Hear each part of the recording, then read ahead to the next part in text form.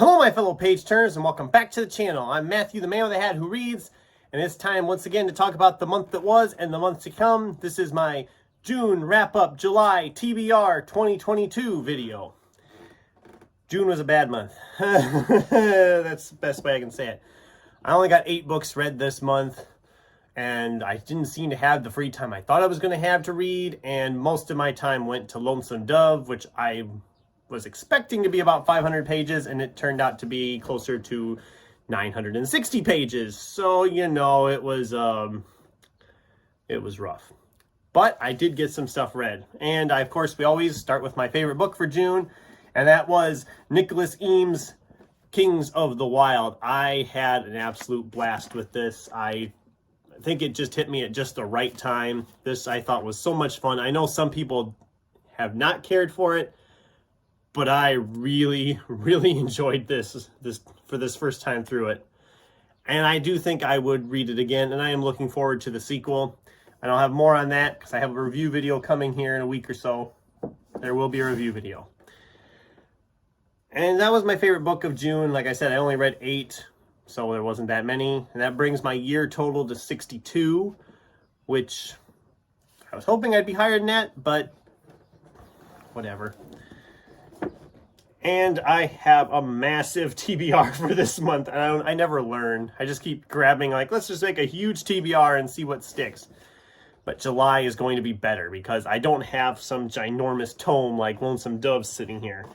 Some of these are a little thick, but not too bad. Now, as always, we start with what we're currently in progress on. And for those, I'm, of course, still working on Sloane Crossley's Cult Classic. And I just got started with Damian Dibbins tomorrow. I'm hoping these will move fairly quickly. Neither one's very long. And hopefully by the end of the weekend, I'll have at least one, if not both of those done.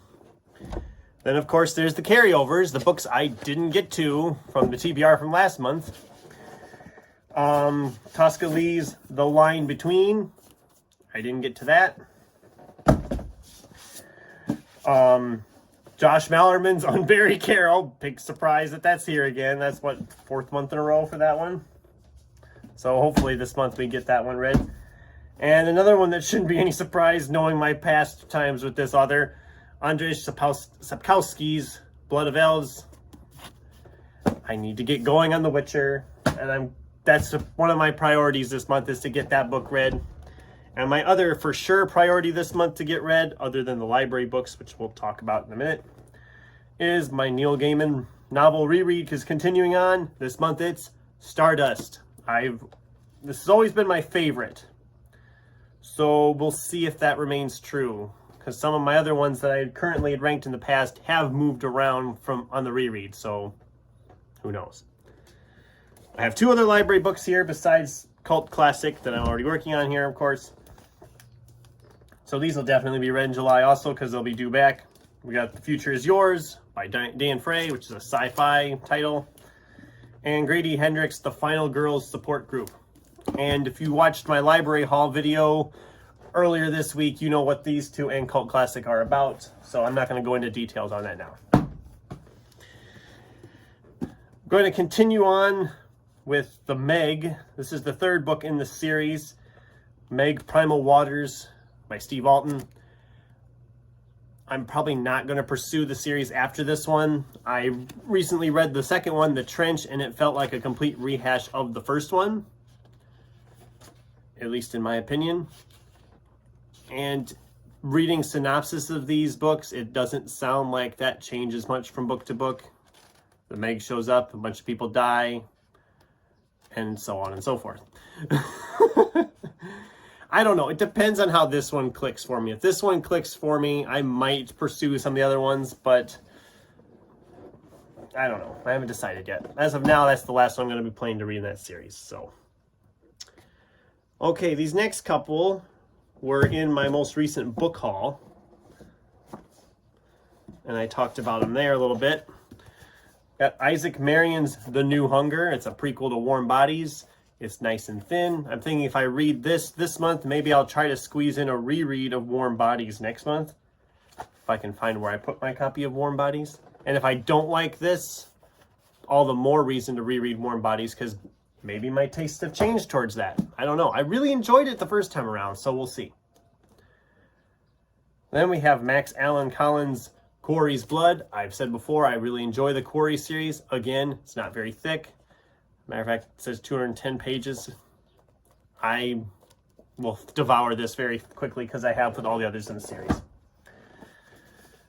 I'm going to dive back into Kevin Kwan's Crazy Rich Asians trilogy with the second book, China Rich Girlfriend. Again, I don't really need to say much on synopsis of that. You know, most people know what Crazy Rich Asians is by now. All right, and we got 4 more here. Like I said, I got a massive TBR this month. First up is The Queen's Gambit. I have yet to see the show on Netflix, but I really want to.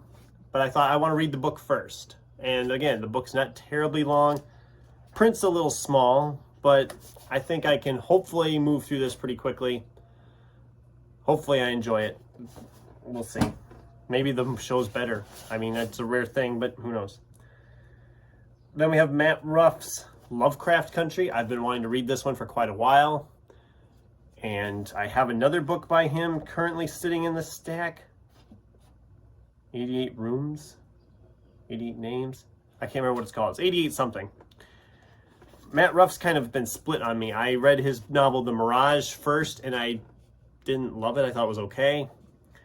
But then I read Bad Monkeys, I believe it's called. Yes, Bad Monkeys, and I loved it. So we'll see how this one goes, if it lands in one camp or the other. Then there's Nick Mamatas's Sabbath, which I think I said when I had this in a book haul video, this is probably one of the coolest covers I've seen. This was literally a cover buy, so I have no idea how good this is. It's fairly short. It looks like it moves pretty quickly. And 11th century warrior plucked from death and certain damnation and dropped into contemporary Manhattan with no clothes, no weapons, no resources, and one mission: to track down and kill the living personifications of the 7 deadly sins before they bring about Armageddon. Dun dun dun. It should be entertaining, hopefully, and if not, I think I got it pretty cheap where I got it, so we'll see. And then this was also a blind buy just because of the author. But this is Adam Sternberg's The Blinds. I don't know much about this. I know it's I think it's like a contemporary thriller type thing. I read his novel Shovel Ready and I enjoyed it. So I'm curious to dive into something else by him and see if it lives up to the hype. I mean, it was a Book of the Month selection back in August 2017. So maybe. I mean, it's at least got some buzz behind it. So yeah, that's my TBR for July. 14 books if I counted right. Probably 14 too many, but we'll see how we do. Maybe July will be better. It can't be as bad as June. So yeah, what's on your guys' TBR for July? Let me know in the comments down below. Thanks for watching, and until next time, keep turning pages.